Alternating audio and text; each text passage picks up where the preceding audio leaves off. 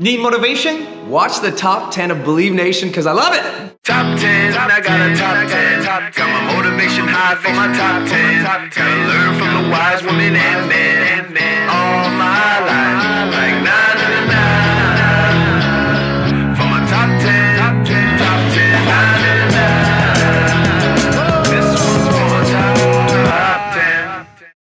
Hey, it's Evan Carmichael, and I make these videos because chances are you are the most ambitious person in your circle, but you know you're capable of more. And you get that push by surrounding yourself with the best. So today, let's learn from one of the best, Brendon Burchard, and my take on his top 50 rules for success.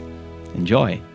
Research study in psychology found out that both second person and third person makes you more, makes your self-talk more powerful. So if you're gonna do affirmations, you wouldn't just say, I want to do this, I want to do this. You want to do what we call in the book self-coaching, where you would say, you know, in my case, Brendon, it's important you do a good job here today because you usually don't do interviews. And you really love Marie and you want to do a good job for her and her people. And this is a book you worked on for 3 years and it's important it does well. And Brendon, don't forget, you're so lucky you get to do this, brother. So just enjoy the process. You're so lucky, Brendon. That's a different level of going, I'm lucky, right? It is. I'm Brendon, I'm great. Yes. Another one I do every morning in the shower, assuming I take a shower, but every morning in the shower. Because we all don't every day. Not every morning. No, we do not. It just doesn't happen. It does not happen. I told you, like 24 hours ago, I was staying in a barn in the woods at a friend's house. Yes. But the second thing I ask myself in the shower every morning is, what might happen today that could trip me up? And how are you going to bring your best self to that, Brendon? I say that every morning in the shower to myself, and it just helps me anticipate that, you know, something's gonna go wrong during the day. Absolutely. And if I already know everything, like this morning's was, okay, you're in, I think I'm North Manhattan, where I'm staying. Would you call it North? You're uptown. I'm uptown. And you're coming to, let's just call it downtown. Okay, Yes. So I'm like, okay, that's gonna be 45 minutes. It's a hot summer day. Yes. I'm gonna get hot, and I know when I'm hot, sometimes I get impatient. Yes. And I get stressed, and I don't wanna feel that. So just pay attention to how you're feeling on your way down to the interview with Marie, Brendon, and really just engage, pay attention, be present with New York, and really enjoy that you're here. I know that sounds completely crazy, but every high-performing athlete does it. Every salesperson does it. I mean, at high level. Every person I interviewed who are at what we call the top 15% of all high performers, they all self-talk, and most of them we found were doing it in second and third person, So which was cool. amazing. I love it. Yeah. I think it's so fun. Yeah, little things, yeah. I So if enjoy- you already talk to yourself and you say your name to yourself, and they're not crazy, you're probably high performing. Outside of teaching people to bring the joy in my life, I teach people to honor the struggle, honor the difficulty. When we honor the struggle instead of hate the struggle, we can really achieve extraordinary things because our mindset's in the right place. As soon as you honor the struggle, you accept that, oh, of course, there should be struggle here. I should honor this process. When you go to the gym to work out, you honor that this is gonna be hard and honor that process of getting better. And the more that you bring honor to it, the more your psyche builds with strength and you get a little bit of that esteem back because you see yourself engaging something versus avoiding it and running away. You see yourself connecting with something and giving it reverence. You're like I have reverence for the difficulties of life. They may be better. So I don't want a friction-free life. I'm not interested in it. You know, I like to say sometimes that, you know, the journey to greatness begins the moment that our, you know, deep desires for comfort and ease are overpowered by our desires to connect and contribute. In terms of clarity, what is that habit that you take on a daily or monthly basis with clarity? What do you think about? You're like, every morning, what am I clear about? Or, you know, how do you apply that habit to your life? I apply it in a couple ways. First, for me, every situation I go into, I'm consistently asking, like, what's the feeling I want to have here? If you ever see me teach, it's often, I would say, bring the joy. So I have joy triggers that I've set up in my mind that makes me more intentional about things. So for example, I have a door frame trigger. Whenever I walk through a door, I say, bring the joy. So when I walk through that door right there, it's like, bring the joy into this room. It's just a mental trigger that I've set up for myself. Every morning, In the shower, I ask myself 3 questions. And not that I shower every morning, but the ones I do. The first question I say, what can I be excited about today? So it forces me to be clear about what's going to draw joy, enthusiasm from me. Number 2, I say, what might trip me up today? Because usually I know what's going on in the day. I'm like, what might mess me up? Where I might not perform well? What might bother me? And number 3, I say, what can I do to surprise somebody today? To give a gift of appreciation or acknowledgement today. And so I think through that in the morning. So I think that helps me begin my day pretty clear. Then when I sit down before I do work, I literally look at my calendar of the day. I did this morning. And I look at whatever's going on in the day and I think about it for 20 minutes. It's one of my 20-minute routines in the morning. I literally think about my calendar for 20 minutes a day. And people think that's crazy. But what I'm thinking through when I'm looking at the calendar, I'm like, okay, I'm going to have that call. What do I want to happen on that call?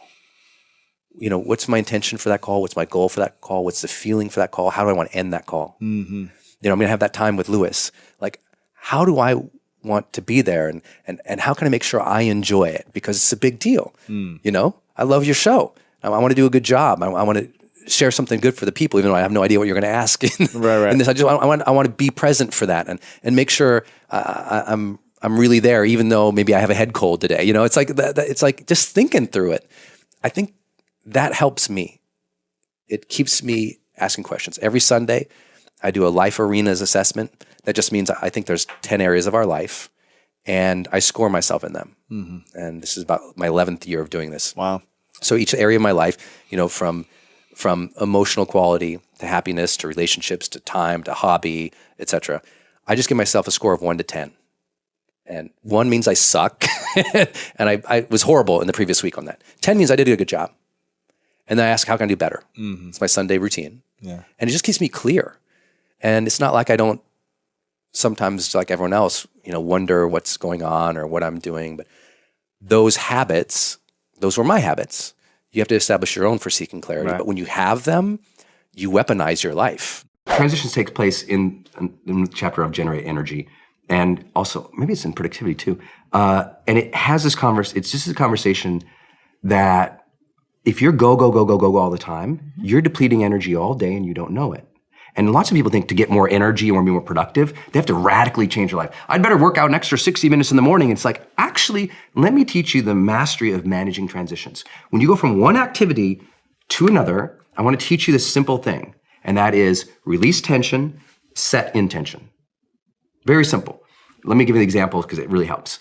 If you're doing email, and you know that takes one part of your psyche and brain to do a lot of email, and now you're going to go create that keynote or that PowerPoint presentation that you want to be flowing and visual and beautiful. Very different things. What most people do is they'll do their email, and then they'll work a little on the presentation, then the notification will come over here, and they'll go back to the email, and they're multitasking. Yes. And they're wrecking not only their measurable creativity, but their long-term performance.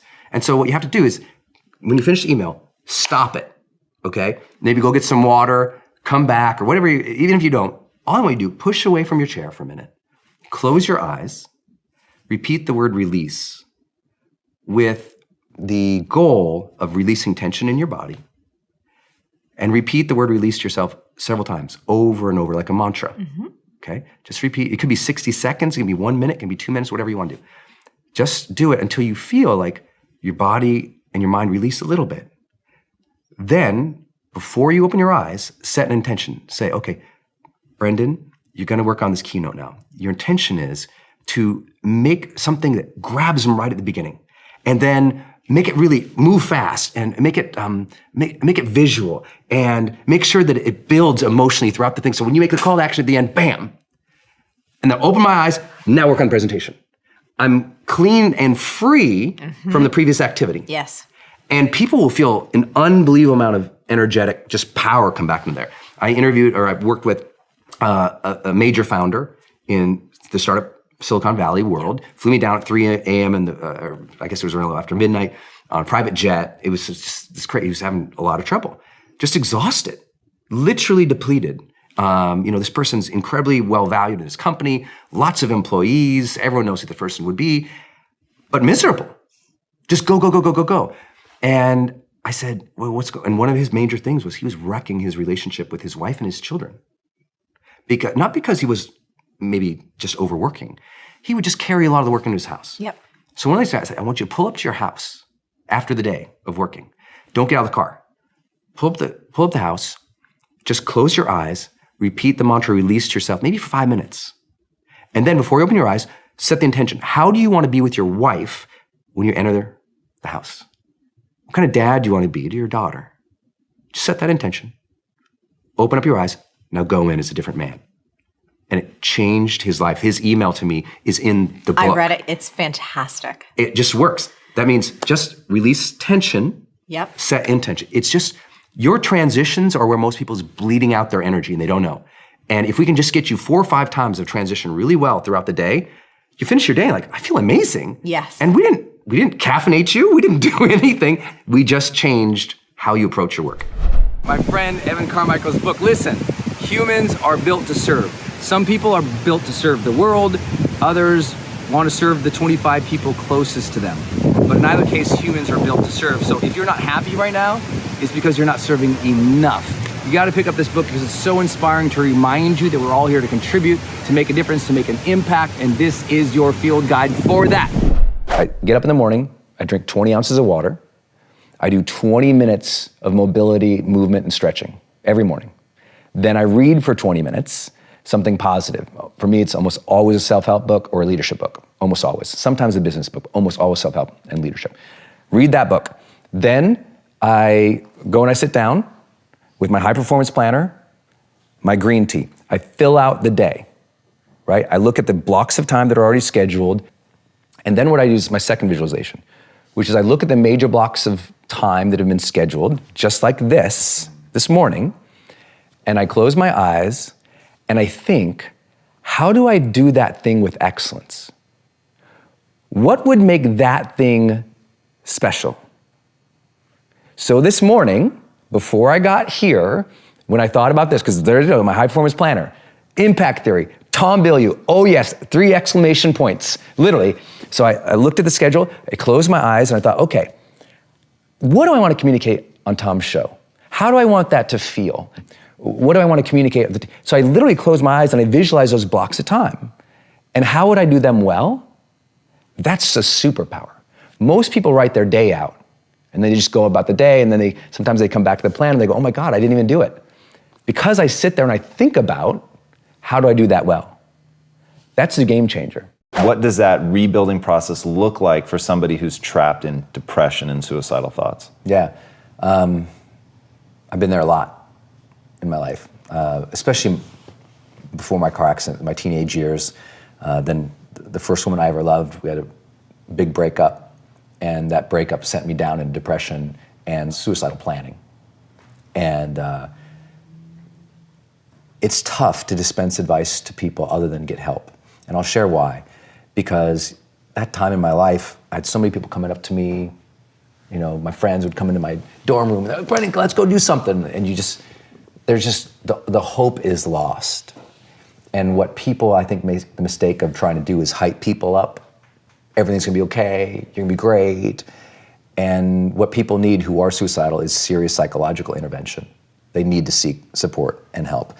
And outside of that, when they do get that support, the first thing a great therapist is going to do, outside of the emotional reflection work of why are you here and what has caused this sort of pattern for you, they're going to get you starting to get some momentum. The most important thing is when you are super down, outside of finding that emotional reasoning for where you are, is to start getting momentum. Because with momentum comes hope. With momentum comes motivation. With momentum comes, that feeling that there's a reason for tomorrow. And so it's as simple as just saying, okay, what are 3 things I'm gonna do today?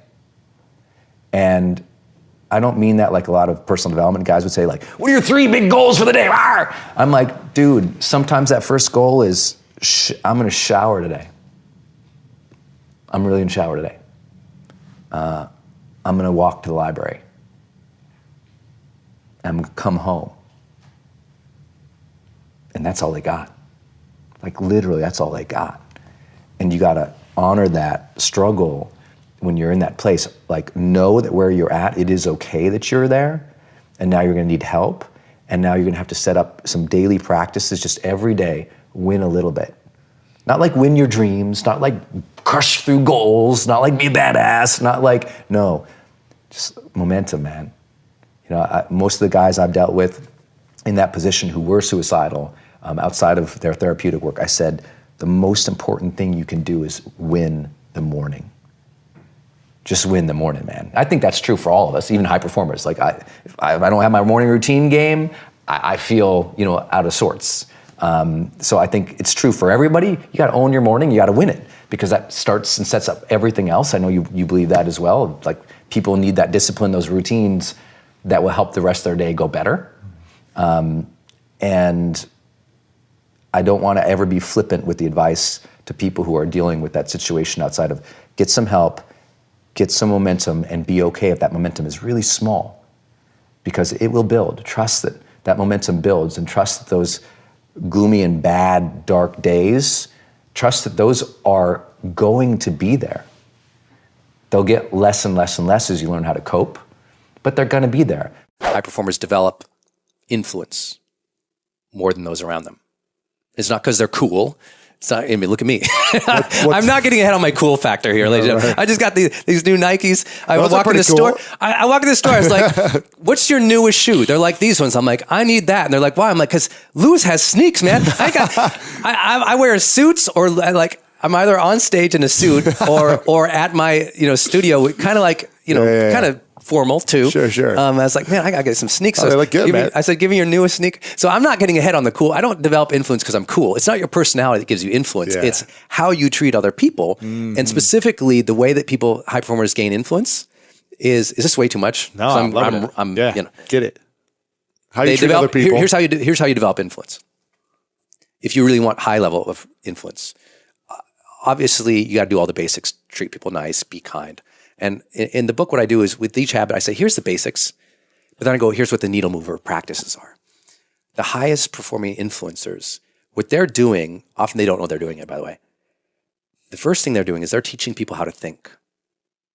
A lot of your show gained influence, I really believe, because you're really good at teaching people how to think. Thank you. You're shaping their mindset, but high performers are really doing it explicitly, and you do this too, where you say, here's how to think about that, guys.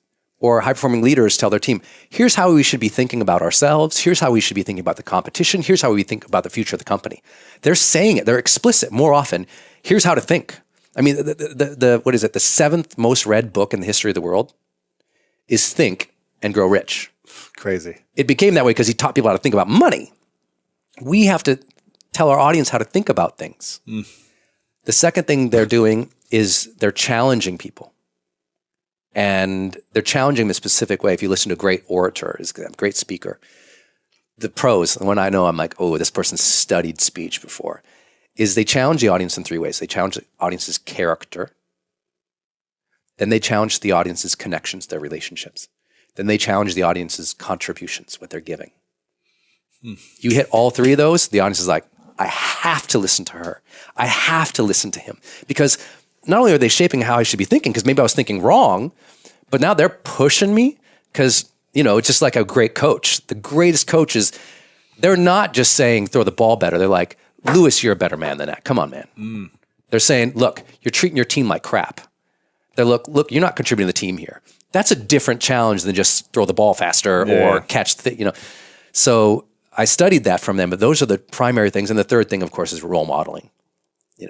Standing. I mean, if I'm the bring the joy guy, or I'm the honor the struggle guy, or I'm the high performance guy, and I'm off my game, people are going to know that. Yeah.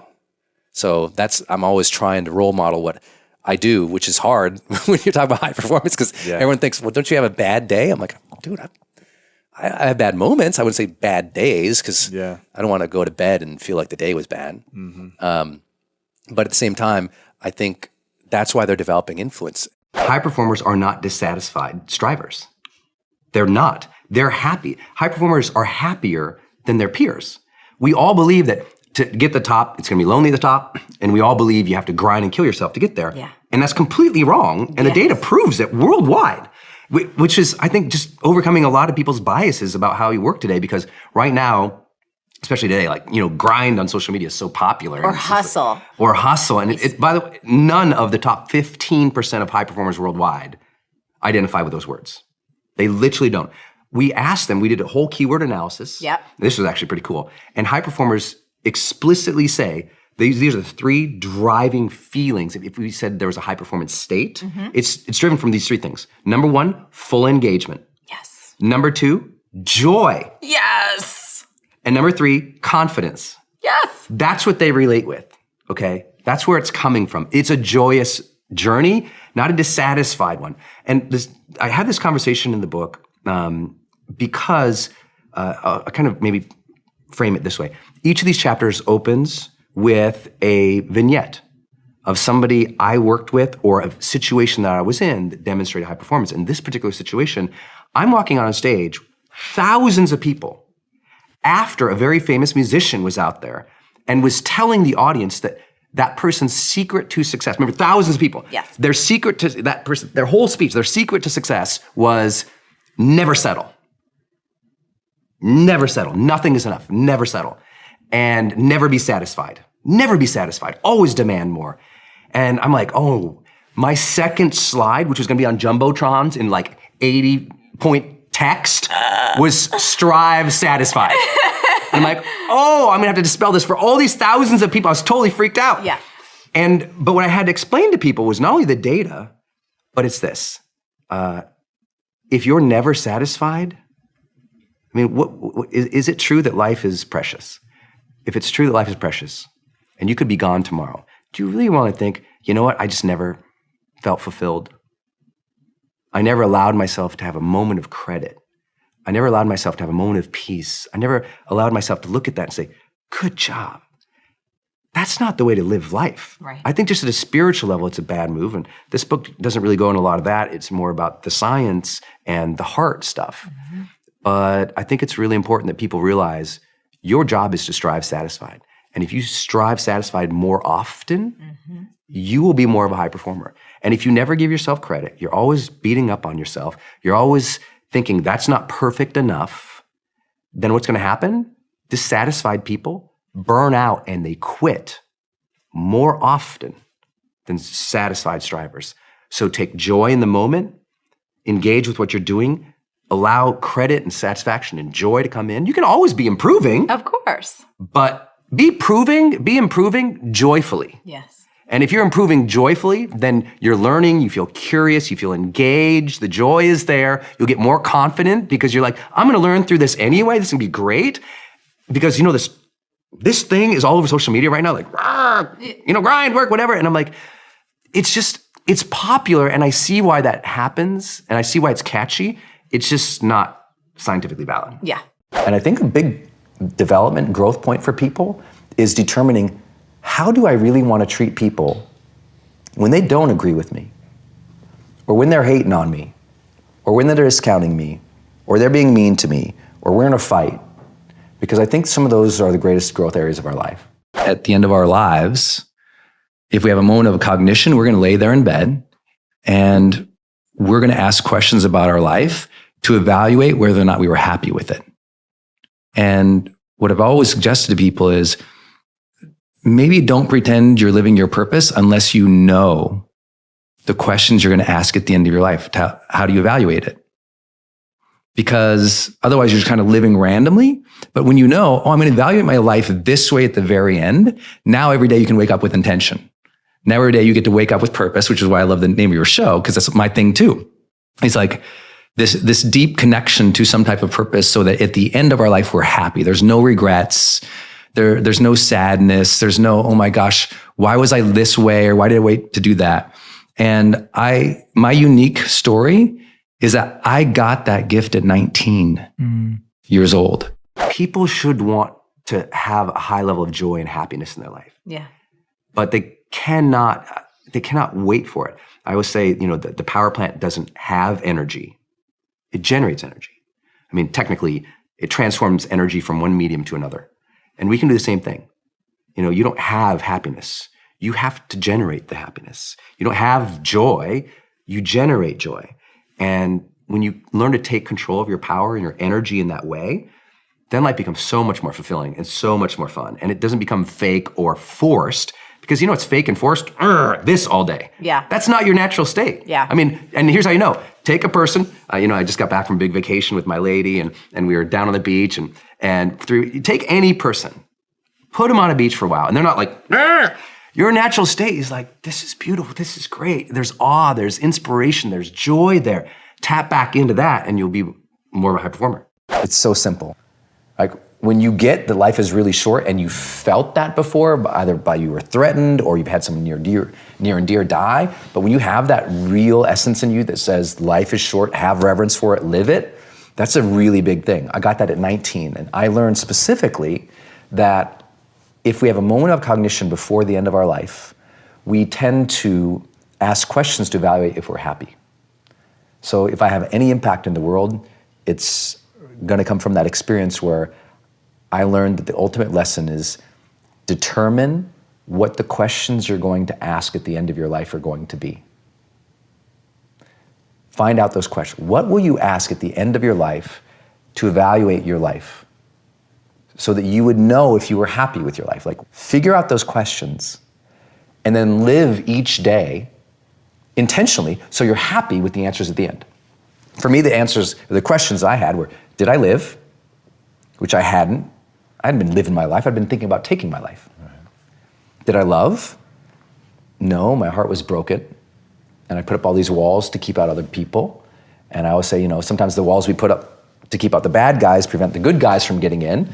And suddenly in our own self-protection, we block out the very thing we want, which is connection. And I learned that I would ask, did I matter?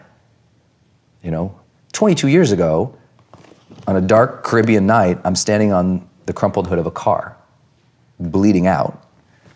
My friend and I just wrecked a car. He's screaming at the top of his lungs. He's bleeding. We don't know if we're going to live. And I'm standing on the hood of this car, looking down at all this blood, and I'm in terror. And I just remember looking down at the hood and just thinking, did I even matter? And I hated the answer at that time in my life, because I'm a 19-year-old kid. I didn't know about impact theory. For real. I didn't know to think about that. Young kids, sometimes they don't know to think about that. I didn't know to think about legacy, meaning. Did I matter? I didn't think I did. But the good news is, I'm a good learner. And I felt like I got a second chance from God that night. And I learned that it was really important for me to figure out, how do I live, and how do I love, and how do I matter in such a way that if I face my death again, I'll know I've earned the second chance. And so what I want to tell people, and the impact I want, is I just want people to know your questions, man. Live intentionally and earn the life that you've been given, because this moment's a blessing. So earn this moment and live intentionally. Demonstrate courage. And I think all personal development people, of course, but they actually, high performers do demonstrate courage. Like, we can measure it from peer feedback. We can measure it from their self-assessments. We can measure it from, we have this thing called the high performance indicator assessment. You take it, you get scored on all 6 habits. It's free on the internet, on the interwebs. But this one's peaked when we did the research, and I didn't know it. And it is, high performers are more willing to share their ideas, their thoughts, their feelings, what they need, what they want, and they do it more consistently than their peers. Even when there's risk or uncertainty, you do a great job. I know you have, the book's coming out for you, talking about men and being vulnerable. That's demonstrating courage. That's, when you're not conditioned that way, or you're not used to that, that it might not seem like a big deal, but it is. Yeah. When you talked about me doing this interview, that was like, it might not seem like demonstrating courage to go on Lewis Howes, but it is, because I admire you. And I also, I'm not used to sharing a lot. I'm usually let the work speak for itself. Yeah. So I had to I need to share, being willing to share this in different and unique ways. But I think for most people, it's, when you were in your last meeting, did you share for your ideas and fight for them? Did you share for your ideas? Did you share your ideas and fight for them? When you wanted to post that video and you were scared to death because people are going to make fun of you, did you do it? And when you wanted to tell your spouse that you're not getting what you need, did you say it? Because all those are demonstrating courage. It's not just, courage, we think pulling someone out of the river or something. And that's part of it. The human brain has an incredible capacity for guilt. And most people unconsciously let that roll over them and kick their butt and make a horrible life. I love guilt. Guilt is a tool. Guilt is a weapon. Guilt does not have to be a bad thing. It's not like I perpetuate, but I'm like, I love that I feel bad when I don't do a good job. Most people hate that about themselves. I love that feeling. I'm like, I didn't do a good job there. Next time I will. So some people, guilt is discouragement. Other people, it's a signal for learning. To me, guilt is a signal for learning. It is the body and the brain, the spirit, knowing what is right, knowing what is wrong, knowing what's great, knowing what's mediocre. And it's saying, hey, do a little better. Now, if it's translated into a negative impulse, then some people call it guilt. But I'm totally cool with guilt. I think it's good that we feel bad when we do something that is below our standard or that's not right, because that impulse to go, I want to do that better. Stage one was I was honest that I was a hot mess. Like I came back from the accident and I'm like, I'm a mess. I've been depressed. I was going to kill myself. I'm sad. My grades suck. My friends are kind of like losers, not in a judgmental way to them, but in how I wanted to feel. They made me feel bad about myself. And that's why I think a loser isn't what they've accomplished, it's how they make other people feel. Two different things. They made me feel bad. And I thought, I don't have it together. And that began my great and long-term committed search to studying psychology. Because I'm like, why do I think so dumb? Why do I feel so bad about myself? How do you overcome, depression? How do I deal with this sadness? Why do I still have so much hatred in my heart about something that happened so long ago? Like just all this, like people say forgiveness. How do you do that? I remember seeing, this is way back, Oprah had Oprah.com. And I thought, how cool would it be to have your name, .com. Now, I sought this kid out. So I went to Brendon.com, and this guy, he had his resume up there. And that's all he had, was a resume. So I emailed the guy, and I'm like, hey man, I'd really love to own this website. Could I buy it from you? He goes, no, it's my name. I'm like, dang it. And he says, no, I got my mom, she's got, an email, we have an email associated with the domain. Right.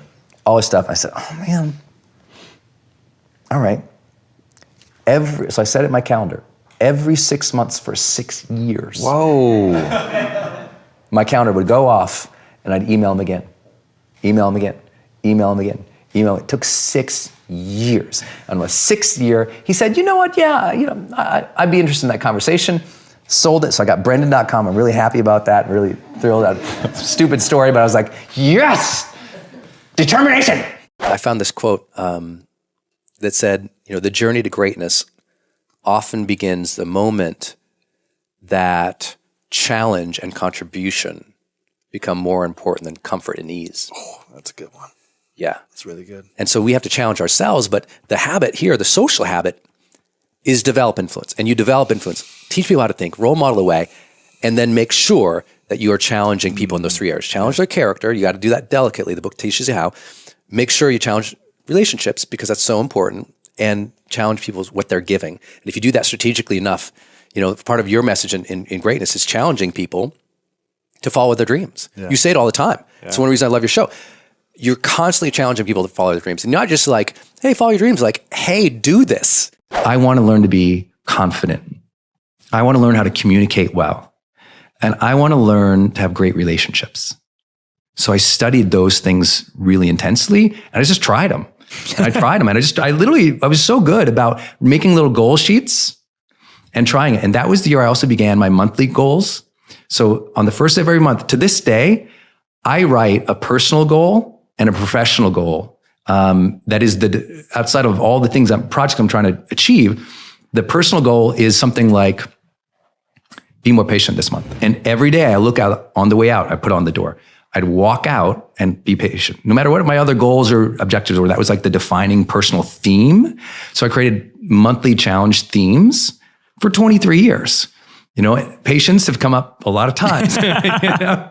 It's like joy has come up a lot of times. Yes. You know, staying centered has come up a lot of times. It's not like I have ever achieved.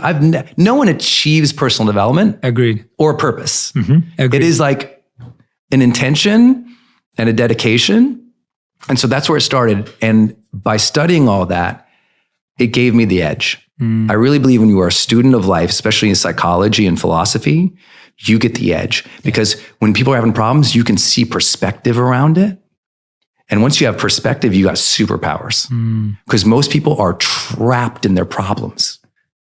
And if you have perspective of how people have solved or managed these things in the past, you have superpowers to people. They can't believe, like, how did you know to say that or that? I'm like, oh, I read that in a personal development book 10 years ago. And that made the big difference for me. I'm extremely grateful for the patience and love of my family in this particular project. It took me away more than anything else. I'm actually really grateful that I've gotten to know you better and getting this to be the first like in-depth conversation with it. Yeah, it's fun. Because I think that you're very talented at holding a space for people, your team too, about holding a space for people to just be like, this is me, this is what I, about. Yeah. And then I would also, I'm always grateful for God for the second chance I got from standing on the hood of the car. Like, I got it. Like, knowing that each day you get up and it's not, self-help psychobabble. It's like knowing that life is limited and you get a second chance every morning of like showing the world more of who you are, breathing, taking that walk with your love, just having that every day, that kind of new beginning. I feel that in my career. I'm sharing that with you now. And by the time this comes out, I'll have a new show out, the Brendon Show. I've never done that before as a new opportunity. I'm grateful for the new opportunities. I think right now you and I have the ability to share our messages farther and wider than we've ever had before. I'm super grateful that we're alive, like right now, at this time on the planet when I think our messages really need to be heard. When we're surrounded sometimes by a culture, society, politics is so negative, to have a platform to share something good right now. I'm so grateful for that. The number one issue with being productive isn't that people usually don't know what to do with the day. It's that they look at it with dread and they accept that feeling and they stop. They go, I don't wanna, so they stop. Even though if they looked past the immediate dreadful activity and looked into the future about the benefits it would give them, if they could reconnect with that, they could push through. It's that when we get in the short term, just automatic feelings, automatic emotions that come up, those things, when they're not monitored consciously, and sometimes they're not overridden by a higher calling, a higher ambition to serve, a higher mission, then what ends up happening is we go, I'll do it tomorrow. I'll skip this one and, I'll get the workout in tomorrow, and then workout comes tomorrow, I'll get it in next Friday, and then it doesn't come in next Friday, and then I'll get the work in, the work doesn't happen, and we keep telling ourselves these stories, I'll do it when I feel like it. But I hope if one thing you've learned here is the power plant doesn't have energy, you need to generate the energy in which you need to excel and serve in this world. Number one is my friend hat, which is so important. This is where when I'm having a bad day, I always say, okay, if I was coaching my absolute dearest best friend in the world who just went through the same day, what would I suggest that they do next? Not how would I change their life, not some big highfalutin stuff. Like, what would I suggest that person they do, like literally next in that situation they're in? Would it be, you know what, you really need to call your mom. You know what, you need to call that person, apologize. You know what, you need to send that email. You know what you need to do is take this. But what would I tell my absolute best, most adored friend to do as their very next step? Not the whole plan, just what's one thing I would tell my absolute best, dearest friend? I ask myself this question probably 2-3 times a week, right? Because I'll get frustrated by something will piss me off, or I'll be bummed that something crashed and burned. I'll be like, okay, what would if my best friend just went through that exact same thing, what would I say they should do first? And of course, once I think of what they should do first, then the next step comes, and the next step, and the next step. Meaning, kind of coach and advise yourself from a third-party standpoint. I know you probably know you should do that, but here's the way that I make it stick. I write the letter. This means I sit down with a blank piece of paper and I write the letter to myself from the best friend's perspective. Dear Brendon, you're really ugly and stupid, but you're my best friend. So, buddy, here's what I recommend you do about the situation that you're in. Here's how I think you should think about it. Here's what I recommend that you should do. And I literally write the letter to myself from the perspective of my best friend. Does that make sense? That's what I call putting on my friend hat, and I write the letter, Dear Brendon. And sometimes it's just, I write it, it's super short. It's on a little note card. I write like 10 sentences. Other times, man, I gotta dig deep, and that thing becomes like a 4-page letter to myself. And we know from psychology, specifically dealing with therapy and trauma, that if you will write yourself a letter, it does significantly change your emotional well-being. And writing it from this perspective as a friend has, I have found, made my letters much more compassionate, much more thoughtful, much more positive. So I just put my friend hat on, I write myself a little letter. Dude, if you're angry all the time, you gotta change how you look at the world. Yes, there's a lot in the news that can piss you off. Yes, there's a lot going on that causes outrage all day long on Twitter or social media somewhere. But if that's your sole focus, no wonder you're upset all the time. Lots of people are angry right now because of the news or something chaotic or terrible or something they don't agree with is happening in the world. But that's not new. There's always chaos, there's always turmoil, there's always bad things happen in the world. But if that's your focus, no wonder you're having that anxiety and that frustration and that anger all the time. You gotta change both your focus and how you're reacting to things when you do see it. So first, let's work on your focus. As much as you're angry all the time, are you also noticing the beauty of this world? I mean, the odds that you're even alive and having your breath is something to connect to every single morning. To have reverence for your life in the morning, to wake up. One of my late mentors was Wayne Dyer, an amazing, amazing teacher. And he always talked about how he woke up, he rolled over, he put his feet on the ground and he said, thank you, thank you, thank you.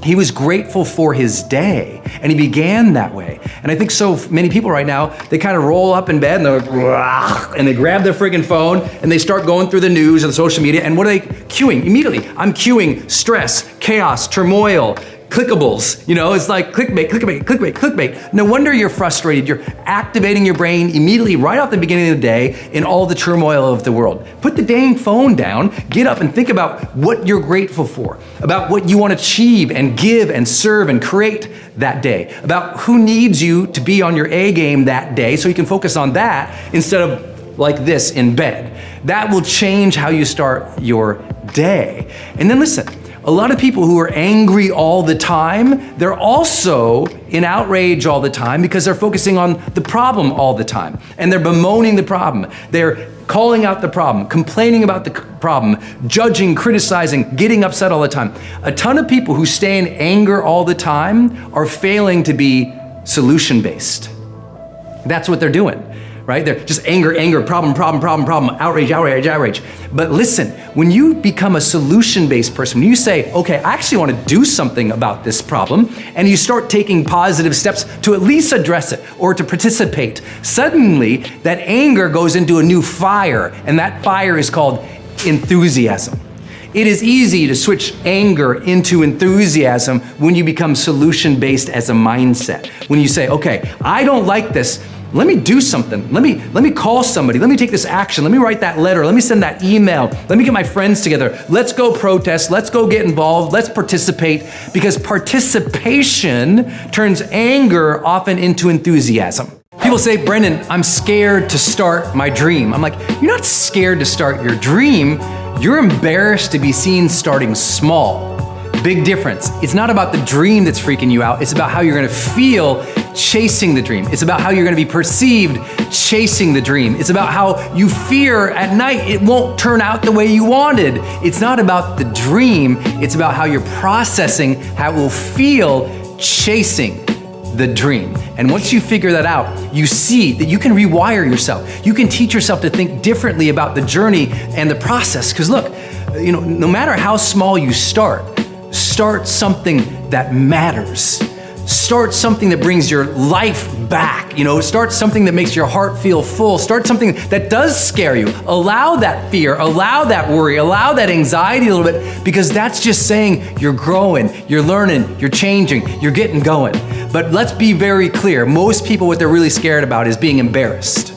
Well, I don't know if I quit my job and I start this thing, what do my coworkers think when I do that? I don't know if I start this, what are my friends gonna say when they see me playing small and not doing big things? Because every big project starts with small little tasks that don't look sexy. Oh, what's everyone gonna think about me that I chose this route when the other thing was over here and that was a better choice?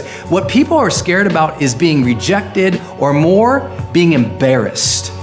I tell people all the time, don't be embarrassed to start small. I think about when I started doing videos, it wasn't, we're at 200 million video views now.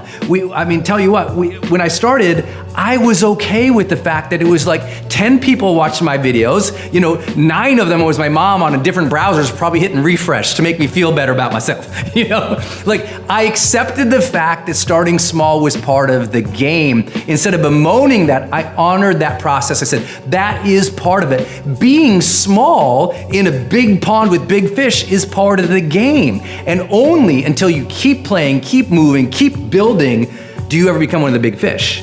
You have to be okay with being small. And so if you start your channel or you start your thing and only 100 people watch it, hey, that's 100 people who heard your message. That's 100 people who you helped. That's 100 people who you changed your mindset for. That's 100 people who let you do your own thing and watch. And even if they were haters, at least you started penetrating their mind. Get in the game. Never be embarrassed about starting small or scrappy or crappy, because that's part of the journey. It's supposed to be that way. So don't fear it. Acknowledge that's part of it. I'm gonna honor that. Let's go. I was a maybe 24, 25-year-old man, and I was a member of Kiwanis. And if you guys didn't know, Kiwanis it's kind of like Rotary or Lions Club. It's a nonprofit organization that's dedicated towards service in the community. And I was in Kiwanis, and I was the youngest one, hands down. Like in the room, we'd get together every single month on a Tuesday, and we'd have lunch, and we'd have a speaker in, and then we'd talk about a volunteer project we were gonna do that month, and that was kind of how it went in Kiwanis for me.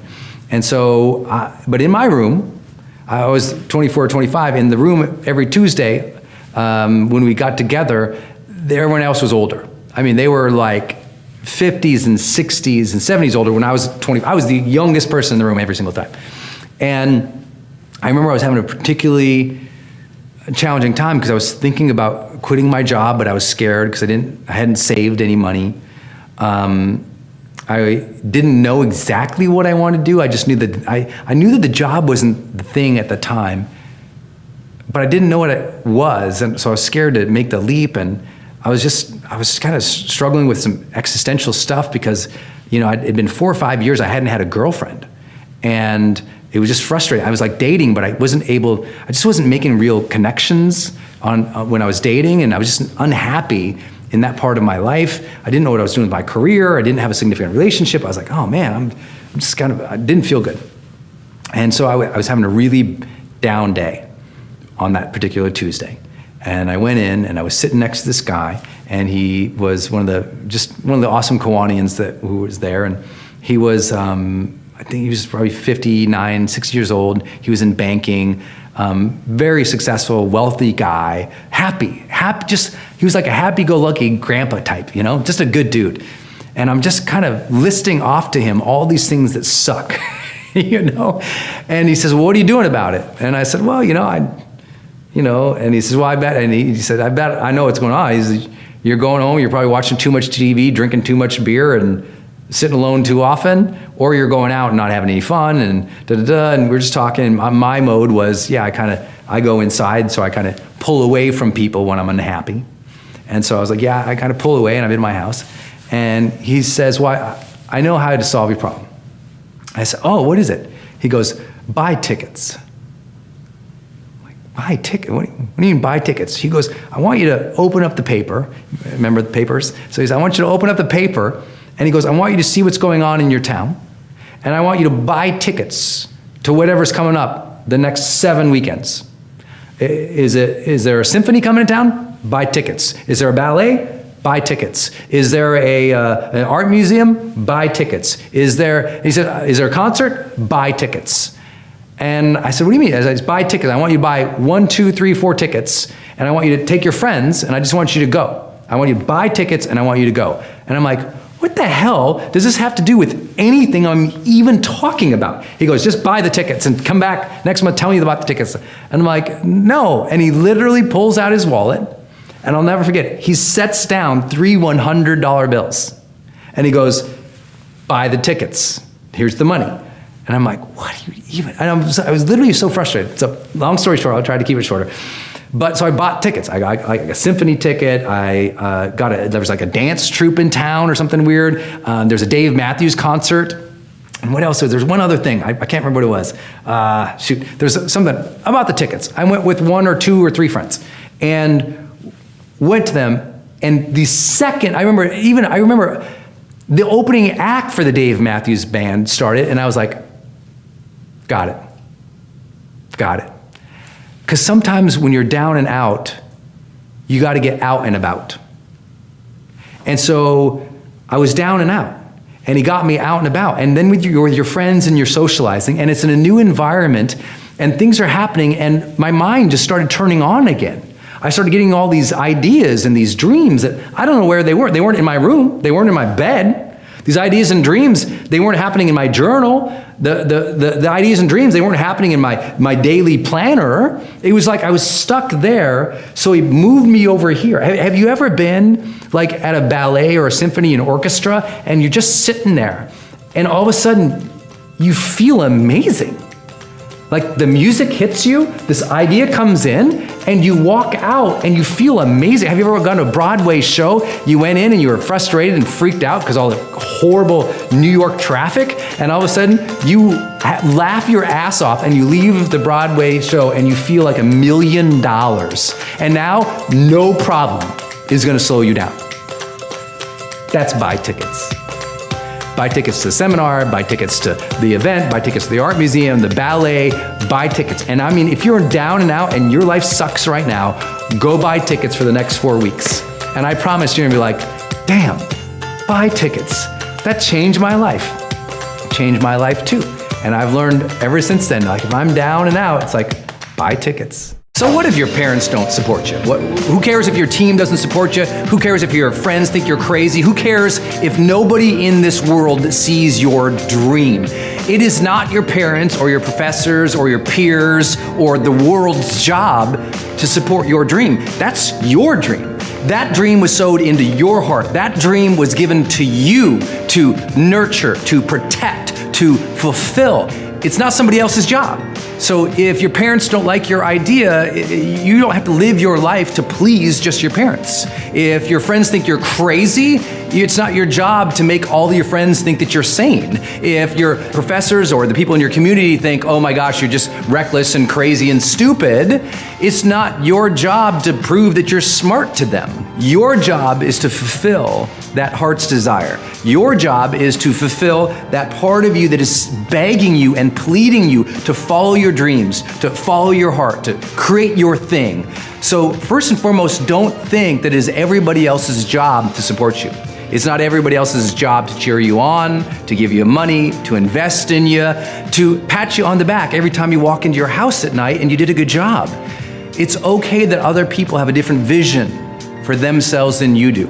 Just like you don't need to judge other people because you don't like their dreams, their desires, or the way they live their life or do their 9 to 5, then you shouldn't worry if they judge yours. And that's the first thing I always tell people is it is not other people's responsibilities to support you or to believe in you. And I know that. You know, when I wrote my first book, no one believed me. I quit my 9 to 5 job, and everyone goes, well, you're so crazy to quit this job. Who are you to be a writer? You're a dumb kid. And it's true, who was I to be a writer? But I didn't worry what other people thought or if their judgment was approval for me to go ahead. In my heart, I knew I wanted to write. I wanted to create. And that desire was what I listened to, not other people's judgments or opinions. And remember, most other people's opinions are completely uninformed opinions about you. So I say, first and foremost, own your dream. It's yours, your job to cultivate. It's okay if nobody else believes you. You got to let go of those things that upset you 3 years ago, 5 years ago, 10 years ago. If you're an adult and you're still angry and pissed about things that happened to you in high school, you need a therapist. And I say that with all sincerity and all respect. If you're having mental thoughts that are coming from a place that are literally based 5, 10, 20 years ago that you just didn't deal with yet, you need help dealing with it. And you need to get yourself a meditation practice or a therapist or into some kind of way that you're on a consistent basis letting things go. Here's what I do. Every Sunday, I go, okay, what was I pissed about this last week? What really bothered me? Okay, I gotta let that go. Because you can't keep charging into the next week angry from last week. You gotta let it go. You gotta find a clean slate for yourself so that your soul can expand and can be positive and can be ambitious and motivated and serving the next week. Because listen, anger after anger after anger, hatred after hatred after hatred, criticism after criticism after criticism, rejection after rejection after rejection, outrage after outrage after outrage, it weighs you down. So you've got to change how much of that you're taking in, and you've got to make sure every single week you're doing some kind of like mental detox to let that stuff go. And instead of cultivating the anger, cultivate the gratitude, cultivate the enthusiasm, and you can change your life. People always say, well, Brendon, I lost my motivation. I'm like, you didn't lose your motivation. You forgot to show up in the morning, look and think and feel what is it you are fighting for.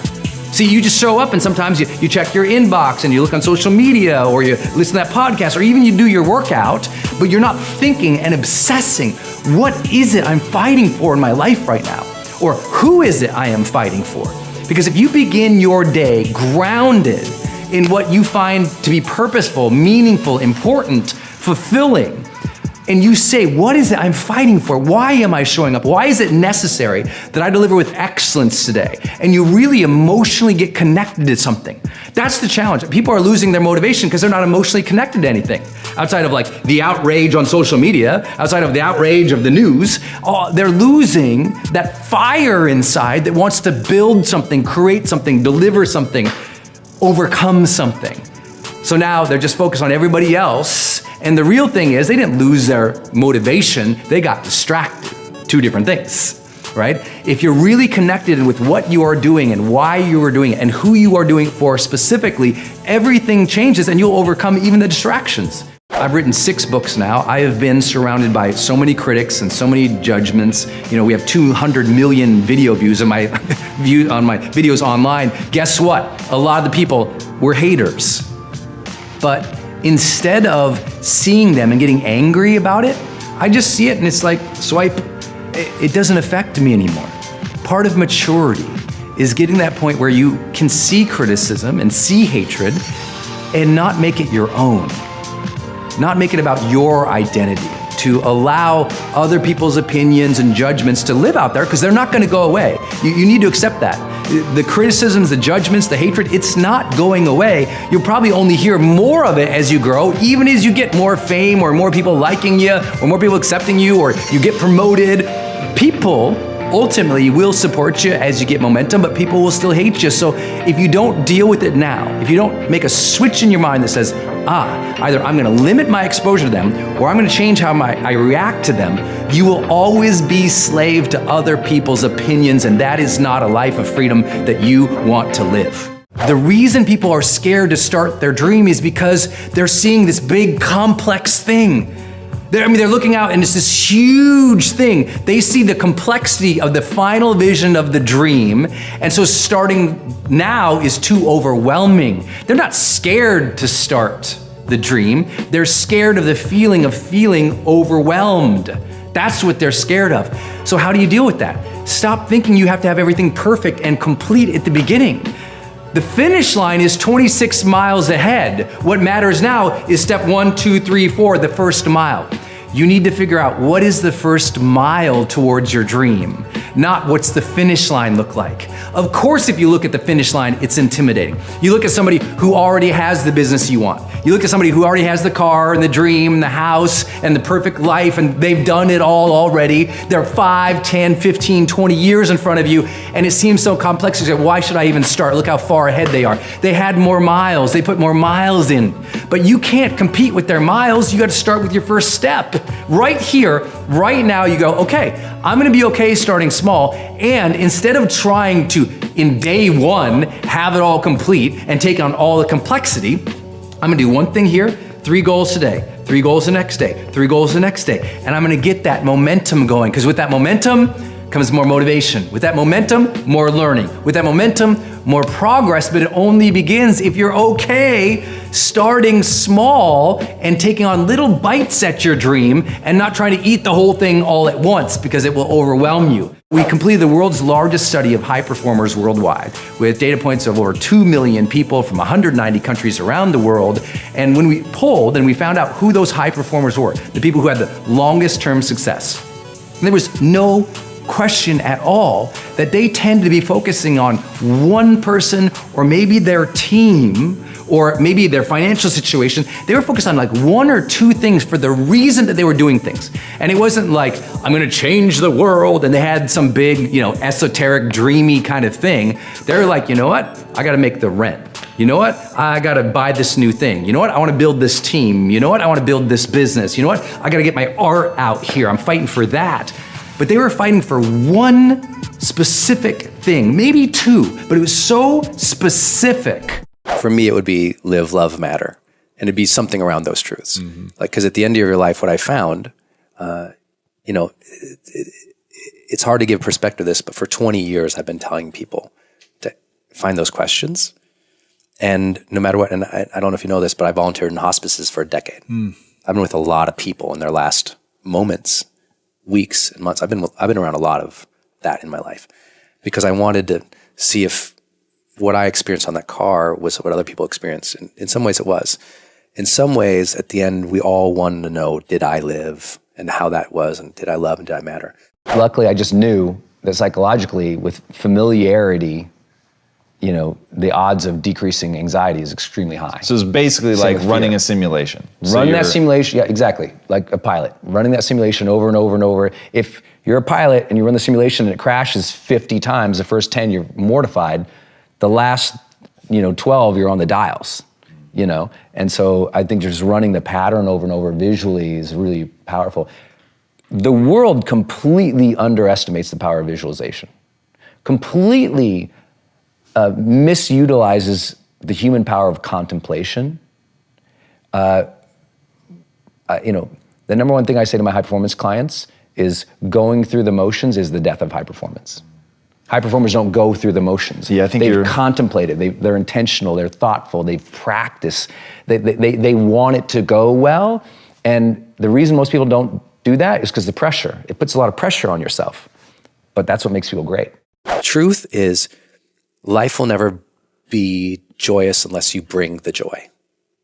I really feel like that. So many people are waiting to have happiness, and they're waiting to like, well, maybe when my boss loosens up, I'll loosen up, or when she's vulnerable, I'll be vulnerable, or it's like we're waiting for something. I'm like, it's not. Your life will never be what it is going to be unless you bring that thing. For me, I wanted to be, I want to be more bold in my life. That was one of my goals because I wasn't that guy who would just like go out and do the things I do now. So I made gold I was like, bold is an intention. I set it as an alarm on my phone. My alarm would go off 3 times a day and bold would pop up. And I conditioned myself over 7 years to be more bold, which is a big deal for me. And because I wanted that, I had to learn how to bring that. So whatever you want in life, you got to bring it. So camera was super awkward for me.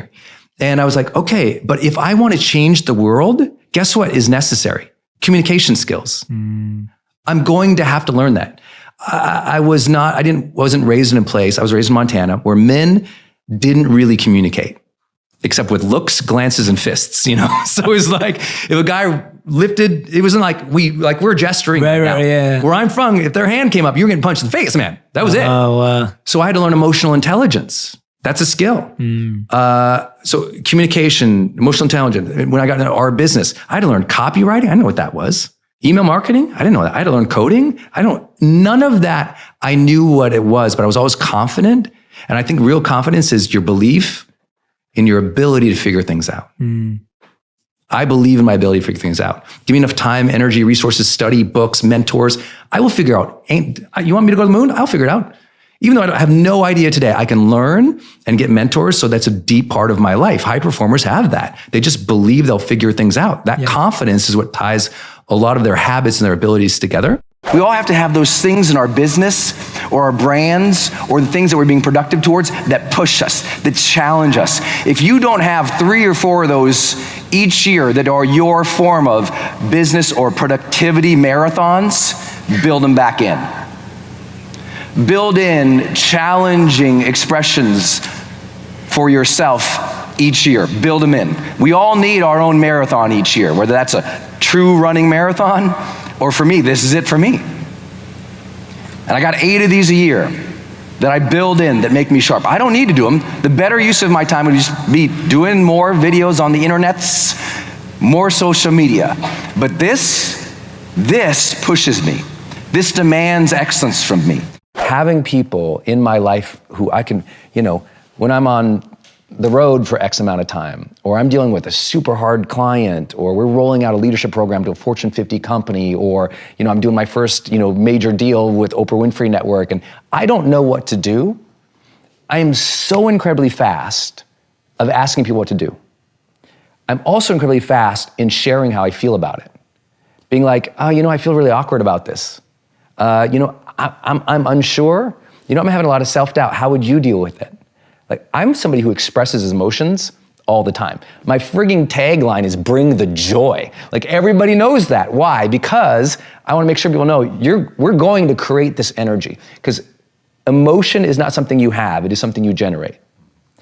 Emotion can be an impulse, but feelings is our interpretations of those impulses over a period of time. And I said, I want to feel vibrancy, joy, love, connection, satisfaction, fulfillment in my life. So I'm going to learn to generate those emotions. How do you learn to generate the emotions? You read psychology. How do you learn to generate the emotions? You try. Like, you're just like, we're going to have date night tonight. I'm going to make it a fun night. I'm going to make it a fun night. I'm going to do things to see, can I make people laugh? Can I make people turn their lights on? And you learn to control your own emotions and or deal with them in better ways as you decide to be a more mature person. I think the challenge that you have when you're good is that you're good. Yeah. So you're like, I'm doing pretty good already. Yeah, it's easy. The better you get, the more expertise development you get, the easier it is to show up and go through the motions. Yeah, you don't have to prepare as much. You don't have to practice as much. You just you get results. Whatever you're going to do is good enough. Yeah. But what happens with high performance, it eats at them because they know they got more in the tank. Mm-hmm. And they're like, you know what, that was good, but I could have got another. And it's not that they're dissatisfied. We take on that myth in this book. High performers are not dissatisfied. So people who say never be satisfied, they got to look at why they're saying that, because it's not true, because high performers are satisfied. They're striving satisfied. Doesn't mean they're not striving for the next big thing, want to become better, but they're happy. Mm-hmm. High performers are happier than all of their peers. I mean, by significant, almost double digits. So it's really significant. But I think for me, I need to constantly be reminding myself, like, okay, what is the reason you need to perform really well right now? And I need to be more consistent about that question. So I set up triggers in my life to do that, from every time I stand in line, I have a line trigger, I have door triggers, I have phone triggers. Smart. So when I stand in line, I always say, what level am I right now in terms of my presence and energy? Scale 1 to 10. 1, I suck, I'm dead, I'm not even alive, not even feeling grateful. 10, I'm like, I'm vibrant, I'm joyous, here I am. And I rate myself consistently on that, and it just retouches me, like the need. I want to feel it's necessary to be grateful. I want to feel it's necessary to be great. I want to feel it's necessary to do my best, but you don't get that without reminders. So you got to set up alarms or triggers or some, note cards around that, whatever it is it takes for you to have that. But I know for me, Ray's, after the research, I didn't get how, I mean, you're talking from every athlete to every high CEO. This is what they did. And I didn't find this. You'll see all the questions I asked them in the book. I really had to dial into their psyche. And when we found that, I was like, is that a thing? That they'd really, but they all do. And so it inspired me to another level. I'm like, I'm going to raise my necessity, and I'm going to practice everything in the book to get that up a little higher. Maybe not the most popular answer. I go to the fear. How are you going to look silly or stupid? You're not going to ask questions. And you're going to end up in the wrong place. And people are like, why didn't you just ask? Like, follow the fear. If the fear says, I'm scared, I'm going to look stupid by asking questions, like, well, let's flip that. Because if you don't ask questions, you're definitely going to look stupid. You're definitely going to end up in the wrong place. Yeah. You're definitely, you're manifesting the very thing you fear by not doing the thing that you're scared and being, you don't want to be vulnerable about. Yeah. I think those who learn to endure hardship, struggle, challenge, difficulty, pain, grief, vulnerability, failure, regret, that's one side of that coin. If you learn to do that, but you also don't, on the other side, learn to allow joy, fulfillment, satisfaction, a sense of, now hold on. I have to stop you. Allow, is that the word you want to commit to? You said bring. I'm going to build. Okay. I'm building. You have to first allow it, because what most people do is, if on the other side of the coin, it's super etched in, what happens is, even when that impulse comes up to, I like this, oh no, I'm not supposed to like it.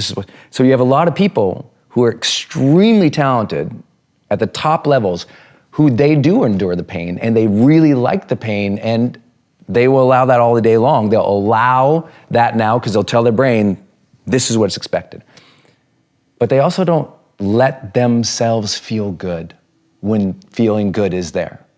This is a real big problem. I mean, if you study like psychoses, a lot of people who really struggle with addictions, eating disorders are super common, who even when they feel that sense of self-love or self-accept, oh, I'm not supposed to feel that.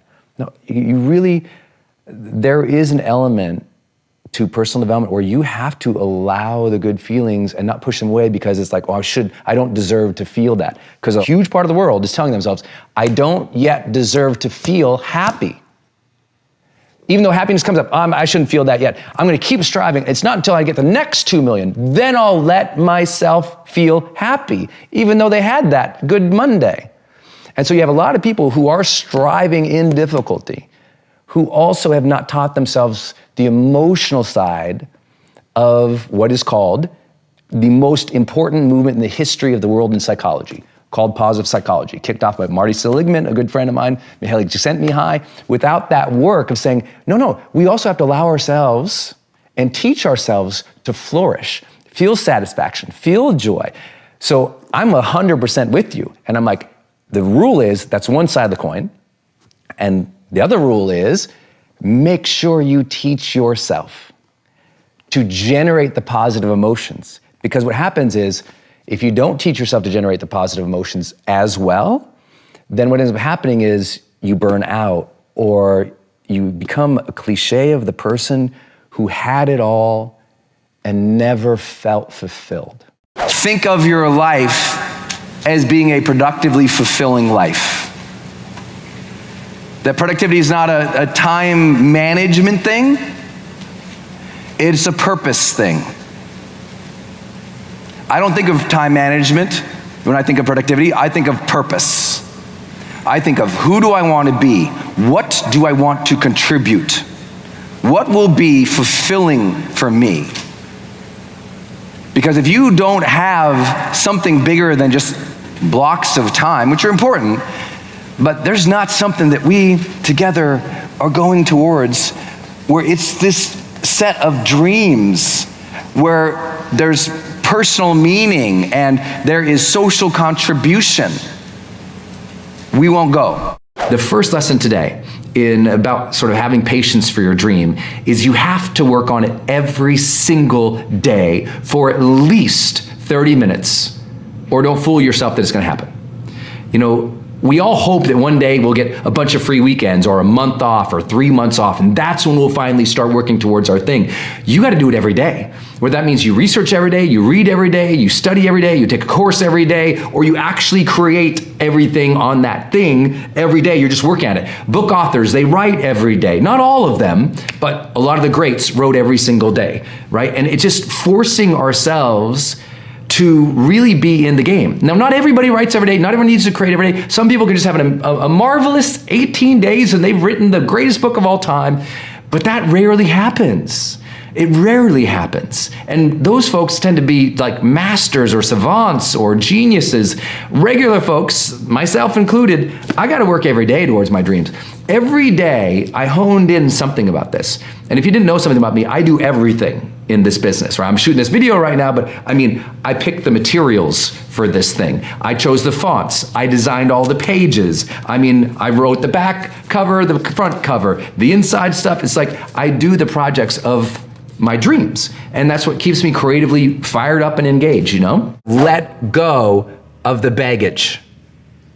You're never going to touch the full rim of your potential if you're weighted down by baggage from your elementary school years, your high school years, your college years, these last 4 years. Listen, the last chapters of the book, you gone through them. You finished them. You flipped the page. You got a new chapter here. And you have to be willing to break from the past to have the future you so desperately desire. You have to have the courage to allow yourself to honor the past as it was, to forgive those who need to be forgiven, to forgive yourself, and to acknowledge that everything led you to this point now. Everything. Those crappy times, those times when you're depressed, those times when you gave up on yourself, those times when someone else gave up on you, those times that you gave up on others, the times that you quit, the times that you failed, the times that you felt so small, you were embarrassed, those times don't live in this moment. And the more of those times that you cultivate in your mind and you ruminate on and you think and you self-talk on and you revisit in your mind, the more disempowering times from the past, hurtful times from the past, failures from the past, that you keep running in your head, what that is doing is that is taking up the very free space necessary for the bold ideas to come in. It's taking up the space for the very needed white space for creativity to come in, for the dreams to come in, for the best you to speak through from. Like, it's hard for you to live an authentic and true and vulnerable and real life if you're always speaking through your baggage, if you're always thinking through your baggage. And you guys know what I'm talking about. Like, everyone's got different baggage. Maybe your baggage is your divorce or that last job. They are not relevant today. And the only reason they're relevant today is if either you allow them to be relevant from those situations or those persons revisiting you, or you're running the same old story. You're running the same old excuses. Yeah, I can't do this because I suck at relationships. No, you sucked at relationships 10 years ago. Well, I can't do this because, I failed. Yeah, 6 months ago. Today's a new day, homie. Like, you got to access this day, dude. This day is fresh. This day is clean. This day woke up, showered, ready, prepped for you by the universe or spirit or God or luck or cosmos, whatever you want to call it. This day says to you when you wake up in the morning, the day whispers to you, do not fear me, for I have been brought here for you. You don't fear the day. That day has been brought here for you. You never know a person if you don't know their goals. And if you don't know their goals, you're never going to be a great friend. You'll never be their great lover, their great supporter, their great family member.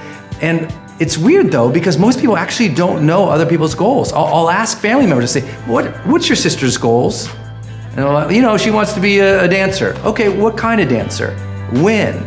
What does she want to do with that career? Is it short term? Is it long term? Like, you have to really get into people's goals to understand their heart. And so that's what I want you to do is if you want to be a great spouse to somebody, you got to re-engage and say, hey, what do you want at this stage of your life? Because I know what you used to want, then we had kids, but where are you at now? You got to get in that conversation with your partner and say, hey, listen, I know we've been through a couple of weird months where we just haven't really felt each other out. It's like, let's just do some personal development. Like, what do you really want to do right now at this stage of your life? Because you have to understand, when I say this stage of your life, that's very specific.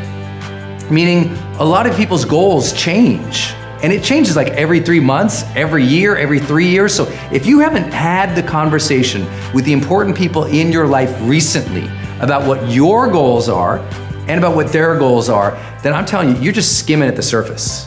Because if you don't support other people's dreams, how can you ever have a deep relationship with them? And if you don't share your dreams and your heart and your desire with other people, how can they possibly help you meet that hunger? How can they possibly help you become the best version of you if you haven't shared it? So you also have to be very honest with what's your real thoughts, what's your real feelings, what's your real dreams, what do you really want at this stage of your life with all the important people around you. It's one of my favorite things to do with high performers to say, okay, do all the people around you know what you really want right now? Are they clear on what your goals are? Are they clear about how they can support that or how much you want them to be involved in it? It's like a lot of people start their own business, but they don't tell the other people around them what that business is, what it requires, how they love their support. And so we all go it alone. And isn't going it alone the opposite of having healthy, supportive relationships? So first thing you gotta do, if you want better relationships, get to know other people's goals. Many of you've been waiting to hire that first virtual assistant, or that person to help you at the house so you can focus on your business, who can support you with the kids, or somebody who can, come in and help just clean the house. Some of you have been waiting to hire that manager, that COO, that CEO, and I'm here to tell you, do it. Like, set your Q1 goals of 2019 to hire the team that you need. Don't finish Q1 without the team that you need in place, trained, and going. For some of you, that might be 100 employees. Some of you, that's 10. I don't know what your situation is, but I'm here to tell you, hire sooner, hire better. If you want to deal with self-doubt, you absolutely must start entering each day as more intentional of a human. Because the issue is, one of the reasons we doubt ourselves is because we're just all over the place. Sometimes you're cool in this situation, but you're dumb in that situation. Sometimes you don't do well here, but you do well here. And what happens is so many people, they're going through the motions or they're just showing up in life every single day and they're reacting. And because they're always reacting, they don't have a character. They haven't determined, who am I really? Who am I gonna act like in this situation? Who am I gonna behave like in this situation? How am I gonna treat people in this situation? Because they haven't shown up intentional enough and sought to live out that intention, they feel a lot of discord in life. Like they don't know who they are because they just keep showing up and reacting to what's there. But guess what? What's there is always different. The world is always changing, people are always changing, situations are always changing. So if all you're ever doing is showing up and reacting, I guess I'll just go through it and see how it goes, you're never forming an intentional character. So of course you doubt yourself because every situation is different and you can never have certainty in that. But you can have strength inside if from now on you wake up every day and you say, okay, I'm gonna be these 3 words today. And you just set the words. You say, okay, I'm gonna be fun, I'm gonna be playful, I'm gonna be kind. And that day you are fun, playful, and kind. And the next day you say, okay, I'm gonna be patient today, I'm gonna be thoughtful, and I'm gonna be appreciative. And you're patient, thoughtful, and appreciative. You do that over and over and over again. Set an intention for who to be that. Set an intention, be that. Set an intention, be that. And you do that in more situations in your life, and more days, and more weeks, and more months, and more years. And one day you wake up and you're confident in self because you know that you can direct your mind and your emotions and your body to be the person who you really want to be. The more often you do that, the more real, genuine self-confidence will come into your life. The most important thing, I know this sounds so silly, but common sense is not always common practice, and that's why so many potentially great people fail to ever achieve their potential. And that's this. Listen, you have to get your visualization game down. Visualization, that means, listen, when I wake up, when I got a dream, I wake up in the morning, and before I get out of bed, I close my eyes and I just see it happening a little bit. And I'll lay in bed and let my mind and my body stir up a little bit of excitement or sometimes even anxiety about seeing the actual thing that I want happen. That was for me at one part of my life, seeing myself on stages, speaking and training to people. One part of my life, it was seeing my book come out and seeing it on the New York Times bestseller list or seeing it on the Amazon bestseller list. It was sometimes seeing myself coaching major celebrities or sitting side by side with an Oprah Winfrey or a Tony Robbins or a Larry King, all of which I've been able to do. It was because I visualized what I really wanted. But here's the thing, it's not just visualization. That's like the first part. It's also affect. We talk about in high performance and in psychology about this thing called affect, which is basically feelings and emotions. I want you to allow yourself to literally not just kind of casually see it, like put yourself there and feel it and sense it and see it and feel it and drink it in, like really take in the ambiance, the circumstance, like really visualize and feel what you are seeing.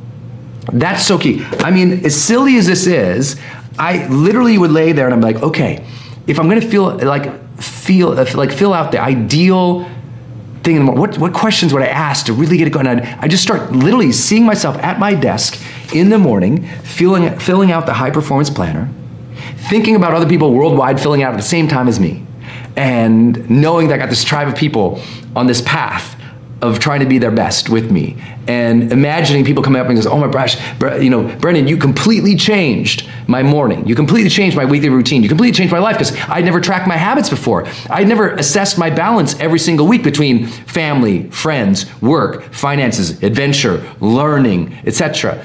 Everything, every tool that we put in here, I could just imagine someone come up and saying, Brendon, I really appreciate that part. And I literally just thought about it because I wanted it to feel like, I was excited for the project. Otherwise, look how easy it is to diminish anything in our lives. Well, it's just a book, it's just a planner, it's just a video, it's just a cosmetic line, it's just a beauty thing, it's just a that. Like, we all diminish our dreams, we make excuses, and we make our dreams like, we throw it away because we're scared to feel it. You know what I'm saying? It's easier to just throw it away, it's no big deal, avoid it, no problem. And we mess up. I want you to feel it. Stop detaching from your dreams. Stop avoiding that anxious, scary feeling of thinking how hard it's gonna be and thinking how great it's gonna be. Because most people they don't want to even think about it because it causes too much nerves. I'm like, dance in those nerves a little bit. Let them come up for you, because that's fuel, man. That's fuel. It's like Les Brown taught us, you gotta be hungry. You'll never be hungry if you don't visualize it, see it, feel it, and want it. I've always really worked extremely hard to maintain an incredible level of energy in my mental body, in my mental, emotional, physical, spiritual being, just trying to do everything I can, from the way that I work out, to what I consume, to what I don't consume, to how I rest, to how I meditate, to how I recover. Like, everything in my life has always been about, how do I bring the joy? And if I'm going to generate the energy I want to create for you guys, how do I do that specifically? Well, I've always got these routines and everything else, but what happened this year, I was had my health taken away a little bit. In mid-October, I got pneumonia and tonsillitis at the same time, while I was on the road doing multiple 4-day and multiple 5-day events where I'm kind of the lead trainer. And that kicked my butt, and I'm still honestly recovering from it. Like, I'm still feeling it. I'm still feeling it heading into the final part of this year. I'm still recovering. Don't worry, clean bill of health. Doctor's like, you're good to go. Your body's gonna be recovering. You're gonna be tired for a while. And I made it 41, 42 years without feeling fatigue outside of times of injury. I don't think I've ever had the flu. I don't really ever get sick. When I get sick, it's like sniffles. But this one was something, it just smacked me. I mean, I was down and out. It's why I feel like I'm way behind on my episodes for you all. It's why I feel like we're launching a few things in January that I'd hope to launch in, October. So that, like, taking care of my health has always been a priority. This year, I learned what it feels like when it's gone. And many have been with me for a long time. That happened in 2011 when I had my brain injury and I snapped my wrist and my ribs and my hip. So I'm not, new to pain. I'm not new to being sick. But this was the first time where I also, with the sickness, lost motivation. Where it was like, even when I had when I was really sick in the past of my life, I would still wake up in the day and I'd prime my mind, get excited about what's to come, and just go. This year, there was about the last 2 months, I really had to work on that. And there were plenty of days I was just like, ugh. Not because I didn't love my life or I wasn't grateful or present. You've been there before. Like when you physically feel terrible, it is hard to get your mind right. A lot of people have self-doubt in their lives because they don't have clarity for what they want. A lot of people wander in a situation and they have a lot of self-doubt because they didn't sit down and plan it out. They didn't prepare. They didn't ask mentors or model others or do the research to figure out, okay, I should do A, B, C, D, and E. In other words, if you don't know the steps to success, of course you'll have more self-doubt. If you don't have the plan, if you don't have the map, if you don't know what you're doing, of course you're gonna have more self-doubt. So part of it is just like decide to build a plan. Even if you have to ask for help and say, hey guys, how would you do this? What would be your first step? What would be your second step? I'm always asking that. Even at this stage of my career, I'm still saying, hey guys, if you're gonna launch this, how would you do it? If you're gonna promote that, how would you do it? If you're gonna create this thing, how would you do it? If you're gonna build this team or build that business, what would you do? And I always try to get the map before I enter the woods so that I have the steps, I know the path. Because if you can remove the doubt about the path, you'll have more confidence in yourself. I really believe most people are terrified of embarrassment.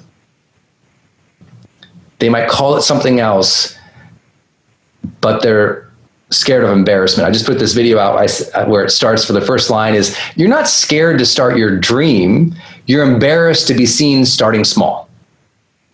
And it just blew up on social media for us. I think I got more direct messages on that one little post than anything I've ever done.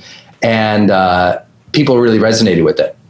And because if you think about the truth about it is, that's what it is for a lot of people. They don't, if they quit their job and they go to start something new, they don't want all their former, people to see them doing something that looks new and fresh and maybe ugly or not put together. They're scared to be embarrassed and have other people judge them.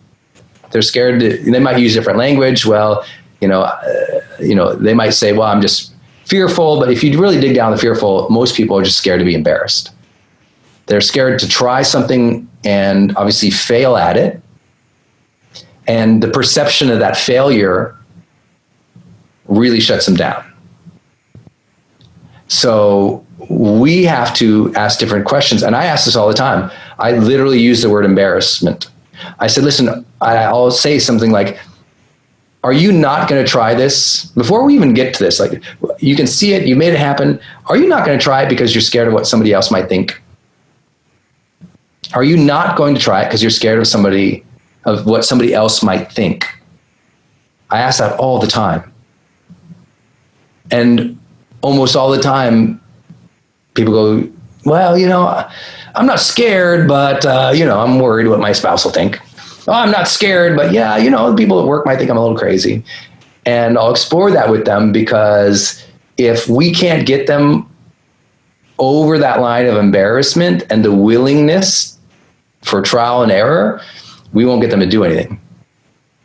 And so my way through embarrassment for me is two different ways, just depending on who the person is. When I hear that someone might be embarrassed to do something, I'll often start with that past attempt conversation. Well, have you tried something like this before and people were horrible to you? And they're always like, well, no, I've never tried this before. Oh, I'll say, so you're making an assumption that you'd feel uncomfortable. But then I also want to give them permission of like, is this dream worth having a few people think you're crazy? Is this dream worth having a few people think you're crazy? And I'll open up that dialogue. Well, yeah. Okay. Well, who might think you're crazy? Well, my spouse is going to think I'm crazy. Cool. How are they going to communicate that to you? Well, they're going to call me stupid. Have they ever called you stupid before? Well, no. Or yes, they have. I say, okay. So you survived it last time they called you stupid.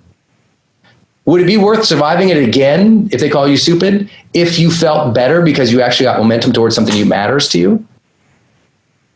Like, oh, yeah. And listen, knowing that a big frame here in helping people get over excuses is getting them tied back to, is what they are after important? I brought that up earlier. How important is this to you? Do you really want this? Well, if you said that's important isn't it worth a little discomfort?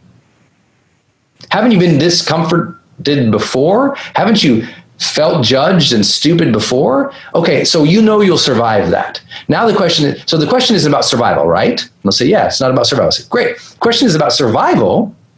Sounds to me like the real question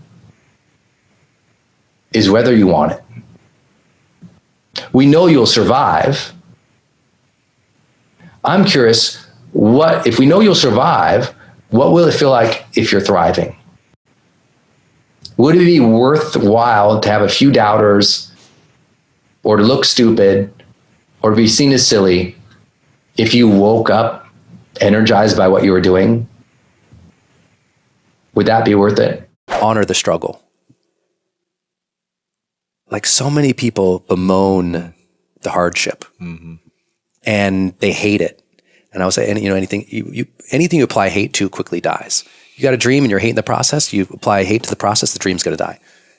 It's like, don't, be very careful of what you put hate or things to. And most people do that with hardship. And I've always seen hardship as like, I'm going to honor this process. It's a little samurai mentality. It's like, I'm going to honor that this is difficult because that is precisely what's needed. Now I've got a very special bonus clip that I think you're going to enjoy. But before that, it's time for the question of the day. I want to know, what was your single biggest takeaway from this video and your plan of action for the next week? When you get motivated, inspired, you have a 35% chance of following through. But when you get motivated, inspired, and you create a plan of action, you have a over 90% chance of following through. And when you share it with other people, it jumps to 95% chance. Your likelihood of following through. And so I want that to be you from this video. We don't just watch videos here, Believe Nation. We do something. We take action. So I want to know your single biggest takeaway from this video and your plan of action for the next week. Leave it down in the comments below because I want to celebrate you. I had been doing seminars and coaching for 6-7 years at a really high level. But I was wondering, I'm like, is my stuff right? Is it true? Am I one of these guys who just talk, like, let me super test it. So we did the research.